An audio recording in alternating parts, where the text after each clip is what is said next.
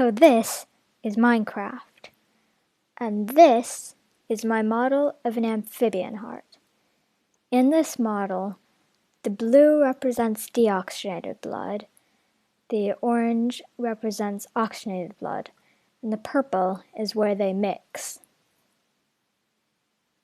Deoxygenated blood from the body flows into the right atrium from this tube up here, and then from the right atrium it flows into the ventricle, which is this large area down here.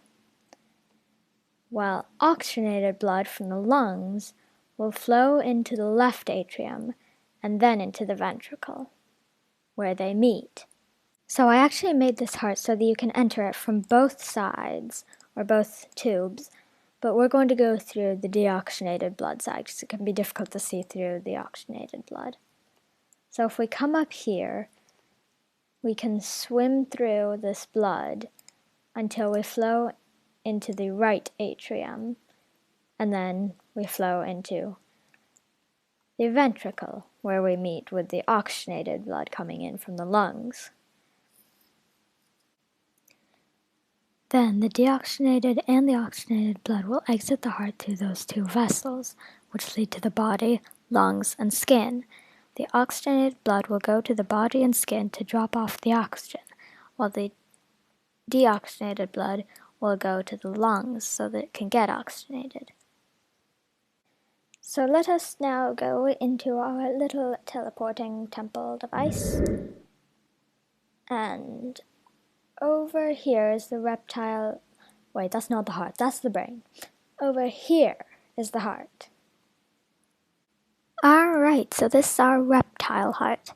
The main difference between it and an amphibian heart is that reptile hearts have an incomplete division in the ventricle, which can be seen right there. The circulation is pretty much the same. The arrangement of the areas of the heart is slightly different. That is the right atrium right there. That's the left atrium, and then this whole big area is the ventricle.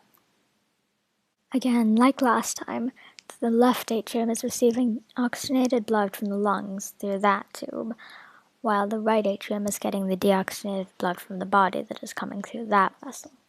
Then both flow down into the ventricle, where they mix a bit before exiting the heart again.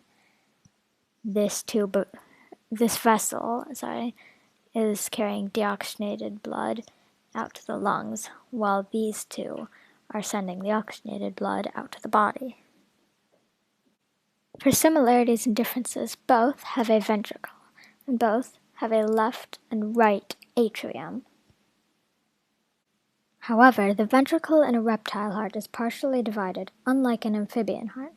The circulation is basically the same. In an amphibian heart, the ventricle is in the center while the left and right atriums are higher up on either side. In a reptile, the ventricle is still in the center, but both atriums are on the left side of the animal, while the vessels exiting the heart that go to the body and lungs are on the right side, instead of being in the center like an amphibian.